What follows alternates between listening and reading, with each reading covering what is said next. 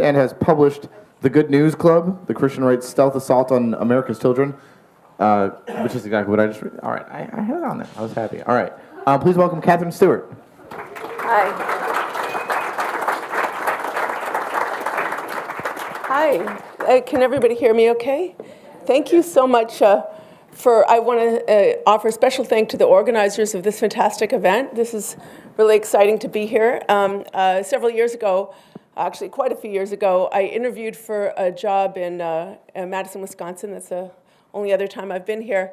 And I interviewed with a company, and as we were chatting, they said, well, we think you should live in these, pointed me to these sort of suburban areas.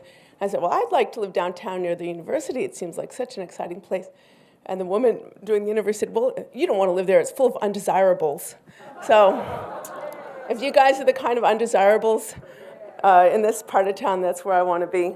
I want to talk today about a range of initiatives, well, really about the initiatives by the religious right to infiltrate and undermine public education in America.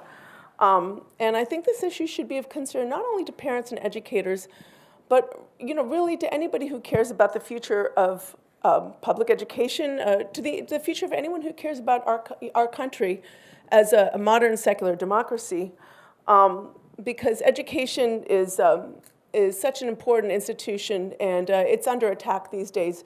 Public education is facing challenges on many fronts, and challenges by the religious right represent only one of those challenges, but it does represent a significant challenge. I want to tell you a little bit about how I got into this topic. I didn't go looking for the issue.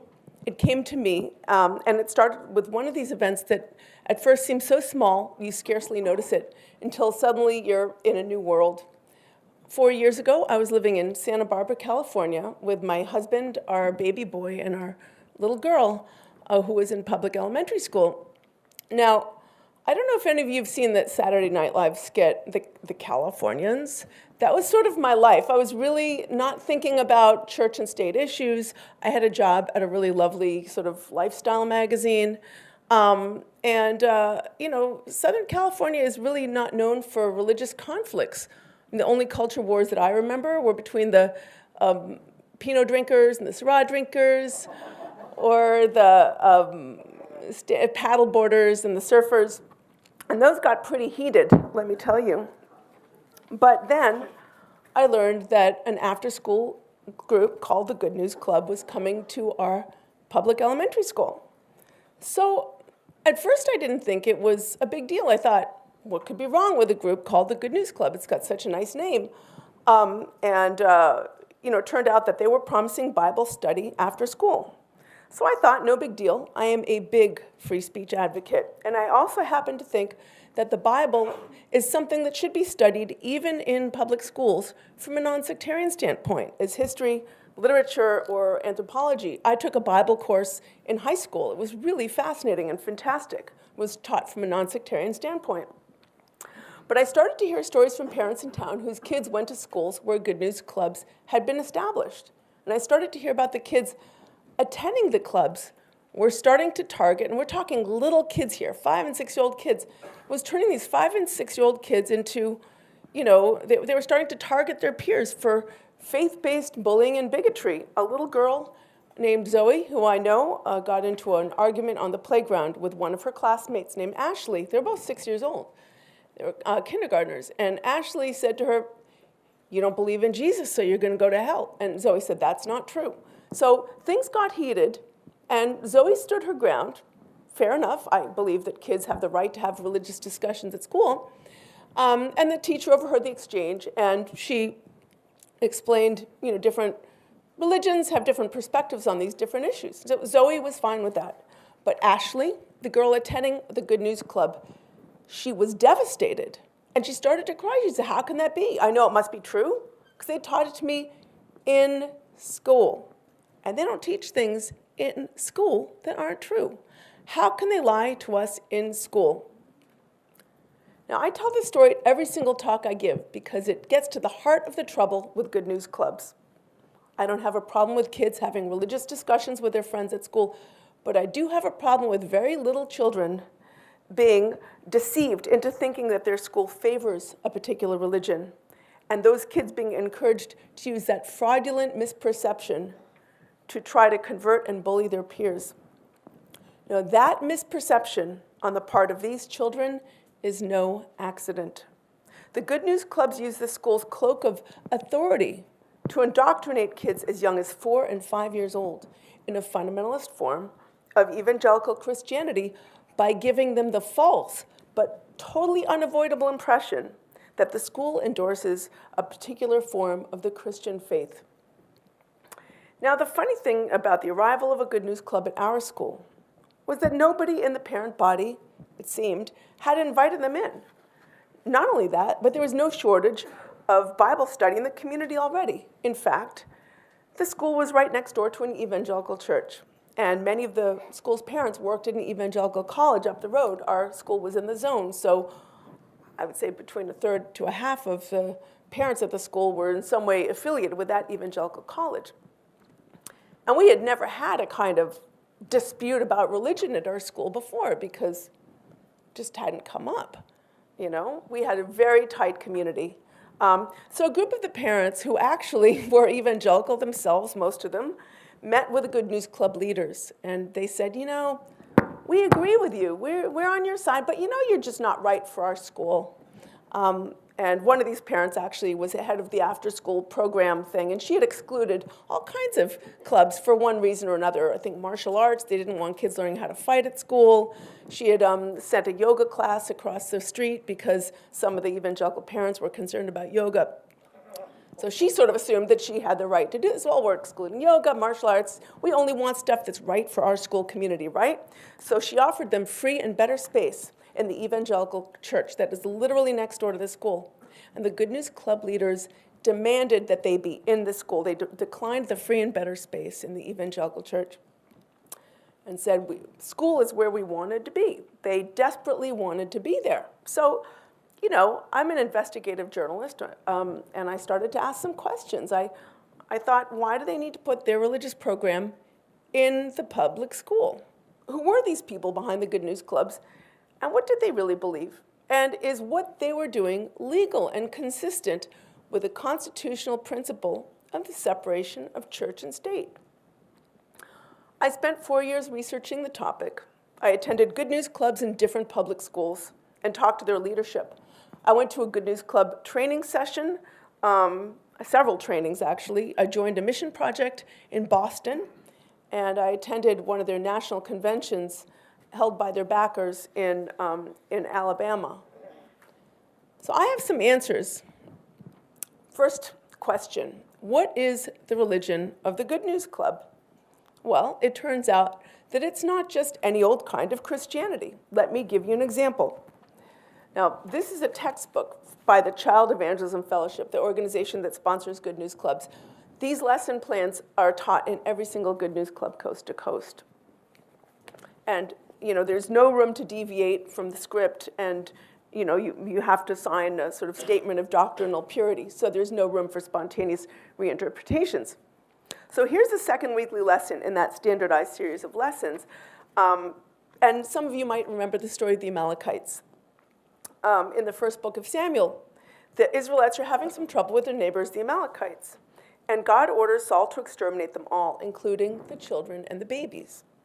Saul does his best to carry out the deed. He exterminates the women, the children, the babies, and most of the livestock, but he saves the king and some of the tastier-looking animals. Now, according to the scripture, God is outraged by Saul's failure to execute the order in full. This is an interesting and challenging story, and I'm sure it can be one of the many interesting and challenging stories in the Bible. I'm sure it can be interpreted in many ways by different biblical scholars. But I do want to note that this particular story of the genocide of the Amalekites has a history of showing up when one sectarian group has set its sights on exterminating its rivals, Rwanda and Northern Ireland being just two of the many examples. But the relevant point here is that this is a lesson. The Good News Club thinks that this particular story should be brought to the attention of 5- and 6-year-old children in public schools. And the lesson the Good News Club wants to teach is quite clear. If God gives you the order to kill everyone, you must do it to the letter, or you are committing the sin of disobedience. And the Good News Club manual specifies here,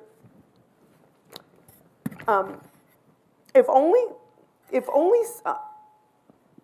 Saul had asked God for the strength to obey completely. And in 3 separate places in the lesson plan, there's a teaching statement. Teaching statement, have the children shout, God will help you obey. Over here again, teaching statement, have the children shout, God will help you obey. And down here again, have the children shout, God will help you obey. So, with a fundamentalism this deep and an emphasis on obedience at all costs, it was no surprise to me that when I went to the National Convention of the Child Evangelism Fellowship, I heard keynote speakers ranting about the so-called homosexual agenda. One of them actually wrote a book called Same-Sex Marriage, Putting Every Household at Risk. I was like, really? Every household? Even mine? We at risk?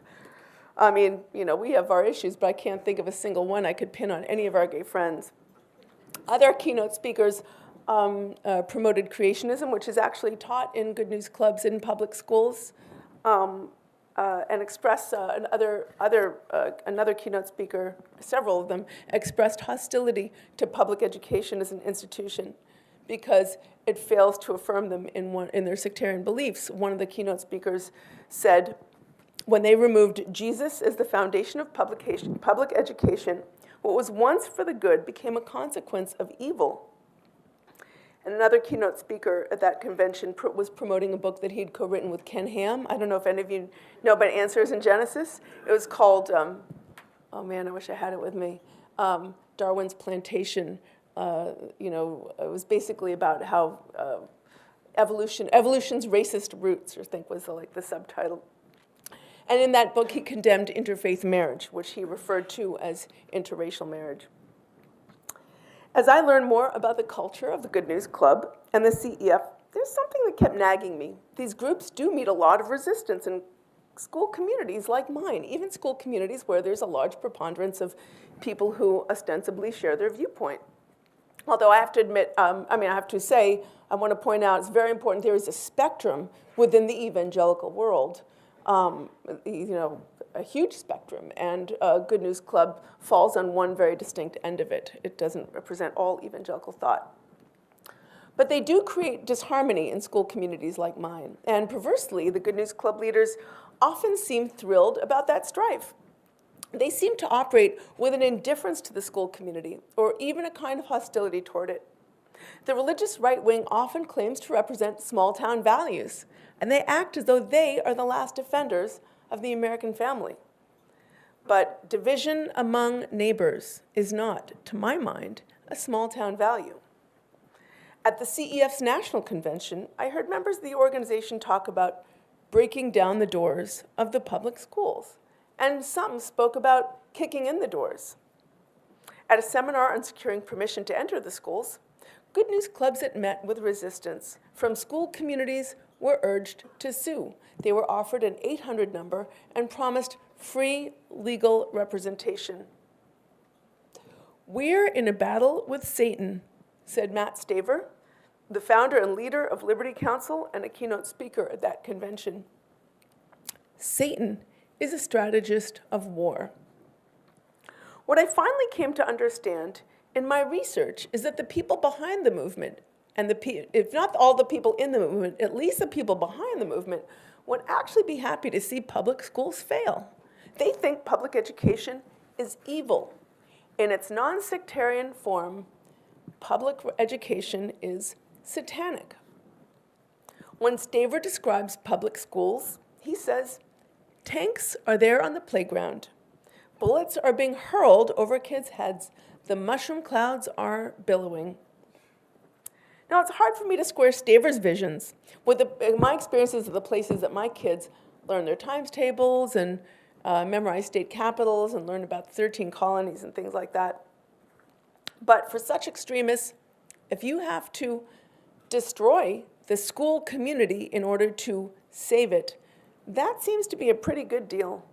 Their philosophy seems to be, if you can't own it, break it. Now, here's another troubling feature of the Good News Clubs, and my second point. I can't emphasize this point enough. The leaders of the Good News Club and the Child Evangelism Fellowship rely on deceit. There are two kinds of deceit. They deceive children in one way, and they deceive parents and members of the community in another way. I think the deceit of children is the more serious type, so I want to address it first. Convincing 5- and 6-year-old children that their religion is affiliated with and sanctioned by their public school and therefore the state is not just a byproduct of their activity. It's not just like an unintended byproduct of their activity. I believe it is part of a conscious program. They know very well that 5-year-olds cannot make a distinction between what they learn in school by their teachers during the school day and what they learn after school, sometimes from those same teachers and sometimes even in that same classroom. I want to give you an example of a few of the tactics that the Good News Clubs across the country have employed in order to reinforce that false impression among the kids. In Santa Barbara, I learned that a gym teacher was teaching a Good News Club after school. So, kids view teachers, teachers are really figures of authority at school. So, they're being told to, run faster or whatever in gym class by the gym teacher, who they're encouraged to respect, and they're, not to talk back to her. And then right after school, when she's teaching a Good News Club, little kids, 5- and 6-year-old kids, think that she has that same authority of the public school. And this has happened at many other schools where I've met parents or interviewed or even seen firsthand. I was up in Seattle, where a Good News Club instructor was actually volunteering in the same classroom during the school day 4 days a week.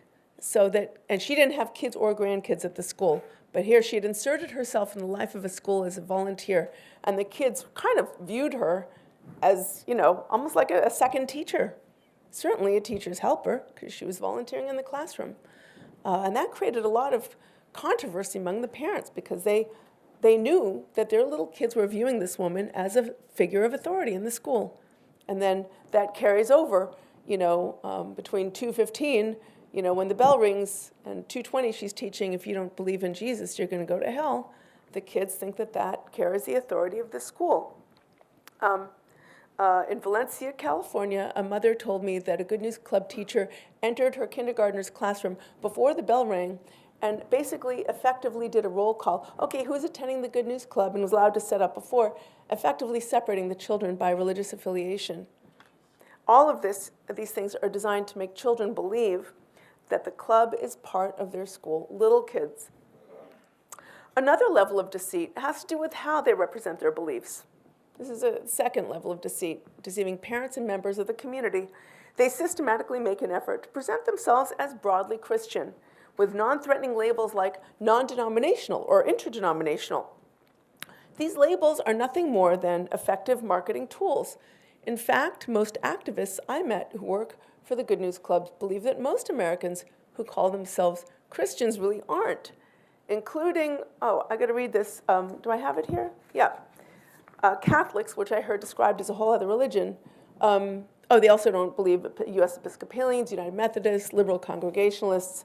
I've heard those things described as New Age religions.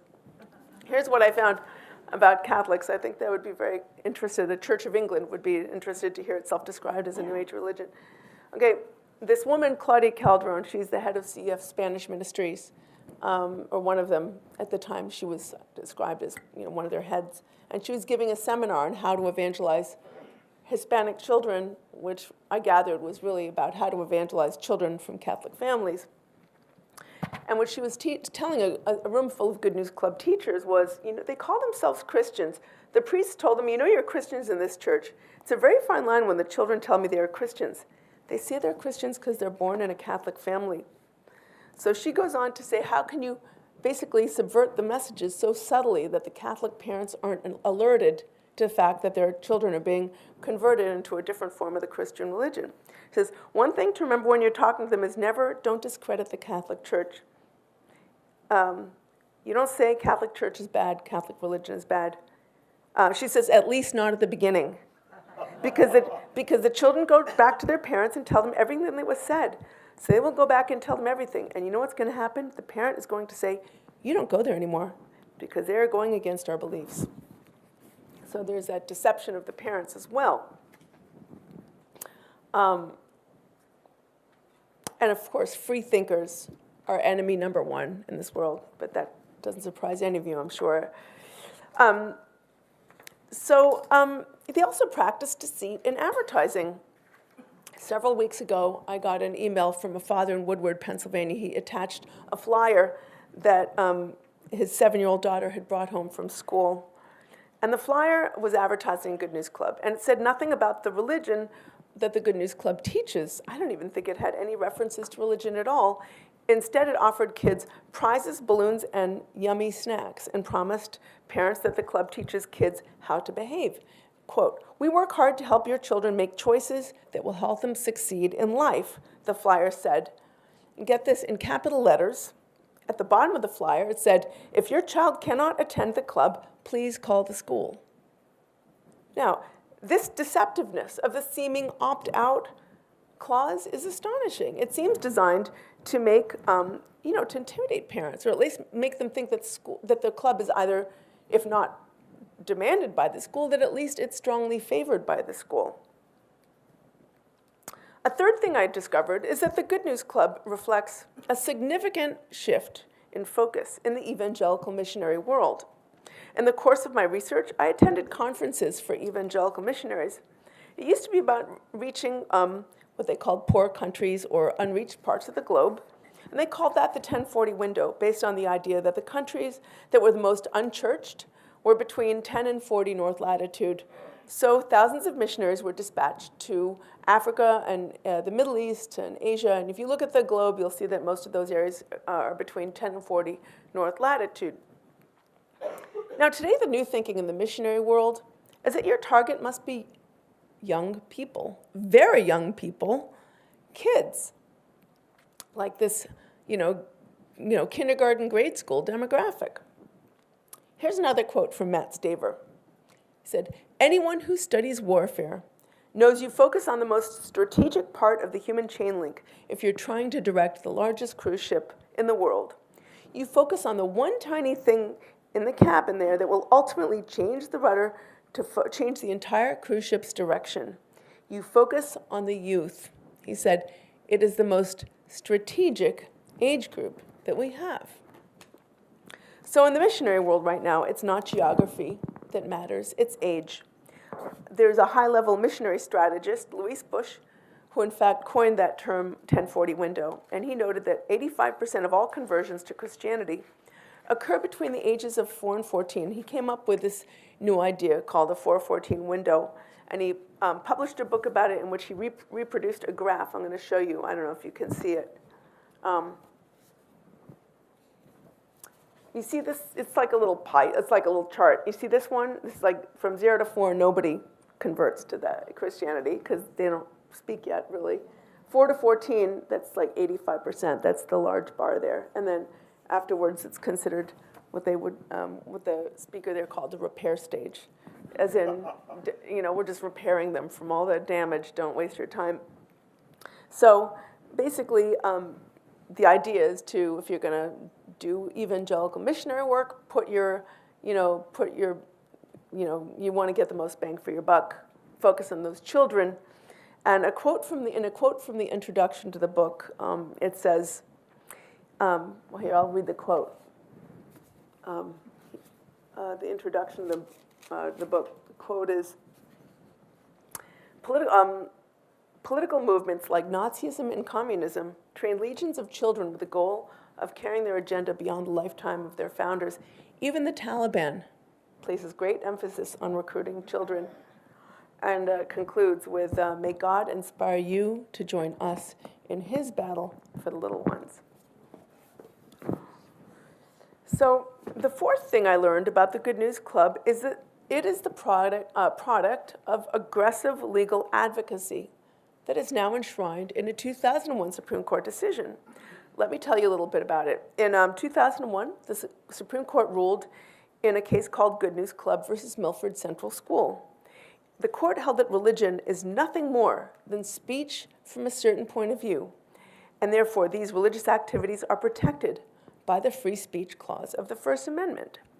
In that decision, the courts pushed free speech so far that the Establishment Clause, which prohibits government endorsing or funding of an establishment of religion, has been eviscerated. The Supreme Court opened the door, and now programs like the Good News Club are using public schools as what they call mission fields. Now, I think this does raise a really interesting question, which is religion nothing more than speech from a certain point of view? I think it's important to note that our legal code doesn't think so, because our legal code offers religious groups significant legal privileges and exemptions. Religions, for instance, don't need to abide by anti-discrimination law, as other for-profit and non-profit groups do. Our tax code doesn't think of religion as just speech either. Religions enjoy significant tax privileges and certain tax exemptions. I believe that our founding fathers put the Establishment Clause and the Free Exercise Clause together as separate and distinct from the Free Speech Clause, because they too recognize that religion occupies a kind of special category, meriting its own protections and also its own concerns, keeping it free of government institutions. But since that 2001 decision, the theory in public schools has been that as long as every religion gets a crack at the kids, then it's okay. And who cares about the educational mission of the school, and who cares about the children? Now, I want everyone, religious and non-religious, to have their freedoms recognized. But I do want to note that the Good News Club is very divisive in public school communities. And public education, I have to also note, is not anything goes. It is about teaching children, little children in elementary schools, a set of facts and skills that will help them have a chance at a better future. And I'm going to talk about a little bit later all of the forces, some of the other religiously driven forces that are attacking public education. I believe that this attack on the school community and attack on public education as a whole is part of a kind of overall effort to destroy public education. I want to, how do we get here? How do we get to this point where we have all these Good News Clubs in public elementary schools? The part of the story that you know is that a number of conservative justices were appointed by the Supreme Court. And the part that you may not know is that the new judicial philosophy was bought and paid for by money coming from the radical end of the religious right. Who is behind this? If anybody is driving this agenda, it is the legal advocacy groups of the religious right. The ADF, or also called the Alliance Defending Freedom, they recently rebranded themselves. They used to be called the Alliance Defense Fund. The ACLJ, Liberty Council. You may not have heard of all of these organizations, but they have combined budgets of over $100 million a year, and they have public schools in their sites. I want to read a couple of quotes from some of the leaders of the religious right. I think Jerry Falwell set the agenda when he said, I hope to see the day when there are no more public schools. The churches will have taken them over and Christians will be running them. And there are other thinkers and the religious leaders of the religious right, such as Robert Thorburn, who said, I imagine every Christian would agree we need to remove the humanism from public schools. There's only one way to accomplish this, to abolish the public schools. And he urged Christians to run for school boards, Christians of a certain stripe, of course. We're not talking about all Christians. You've got to be the right kind of Christian. And he said your goal, once on the school board, must be to sink the ship. D. James Kennedy, who is another big picture thinker of the religious right, continued the drumbeat of hostilities against public education, asserting that the modern public education system was begun in an effort to deliver children from the Christian religion. And he alleged that our public education system has been engaged in a virtual act of war on America and has placed the very survival of this nation at risk. So, in my view, igniting needless religious wars on public school battlegrounds, turning child against child, and deceiving children into believing that a particular religion is endorsed by their school is a part of this war on public education as a whole. Public elementary schools are about education. And education is not anything goes, as I mentioned before. It's an institution that is intended to give children a chance at a brighter future. But the Good News Club and its friends have little respect for these worthy goals. Their coordinated initiatives create precisely those ills against which the separation of church and state was intended to defend. The separation of church and state is a way to bring peace to societies that are inherently pluralistic. But the Good News Club and its friends sow division. The separation of church and state is a way we ensure that education answers to evidence and reason, not dogma and superstition. But the Good News Clubs and its friends are helping to spread ignorance. The separation of church and state is a way of securing individual freedoms, and that people have a right to participate in society without being forced to conform to any particular religious creed. But the Good News Club and its friends are forcing us to support and subsidize their religion, and they want your kids to feel bad if they're not one of them. The separation of church and state is not a luxury of our system of government. It is the foundation of it. The Good News Club is part of a much larger movement in our midst that sees the separation of church and state as unintelligible. This movement rejects the values of inclusion and diversity upon which our nation was founded. In an effort to discourage the kind of critical thinking and rational discourse that inhibit the spread of radical religious extremism, it has set its sights on destroying the system of public education itself, and it is succeeding. Unless we confront that fact directly, we may well keep all of our rights, yet lose the system of education that has long served as the silent pillar of our democracy. Thank you very much.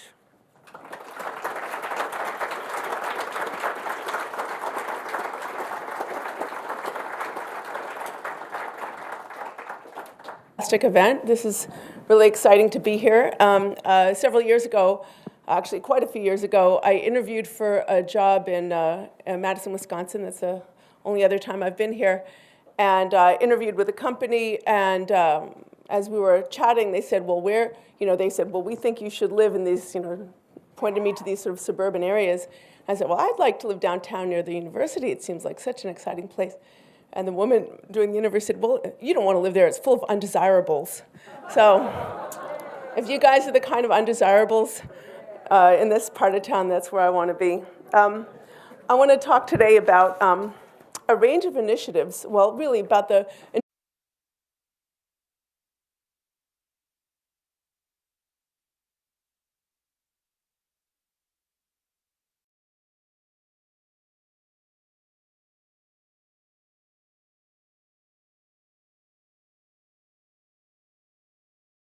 and has published The Good News Club, the Christian Right's stealth assault on America's children, which is exactly what I just read. All right, I had it on there. I was happy. All right, please welcome Katherine Stewart. Hi. Hi. Can everybody hear me okay? Thank you so much I want to offer a special thanks to the organizers of this fantastic. I got into this topic. I didn't go looking for the issue. It came to me, and it started with one of these events that at first seems so small, you scarcely notice it, until suddenly you're in a new world. 4 years ago, I was living in Santa Barbara, California, with my husband, our baby boy, and our little girl, who was in public elementary school. Now, I don't know if any of you have seen that Saturday Night Live skit, The Californians. That was sort of my life. I was really not thinking about church and state issues. I had a job at a really lovely sort of lifestyle magazine. Southern California is really not known for religious conflicts. The only culture wars that I remember were between the Pinot drinkers and the Syrah drinkers, or the paddle boarders and the surfers. And those got pretty heated, let me tell you. But then I learned that an after-school group called the Good News Club was coming to our public elementary school. So at first I didn't think it was a big deal. I thought, what could be wrong with a group called the Good News Club? It's got such a nice name. It turned out that they were promising Bible study after school. So I thought, no big deal. I am a big free speech advocate. And I also happen to think that the Bible is something that should be initiatives by the religious right to infiltrate and undermine public education in America. And I think this issue should be of concern not only to parents and educators, but really to anybody who cares about the future of public education, to the future of anyone who cares about our country as a modern secular democracy. Because education is such an important institution, and it's under attack these days. Public education is facing challenges on many fronts, and challenges by the religious right represent only one of those challenges, but it does represent a significant challenge. I want to tell you a little bit about how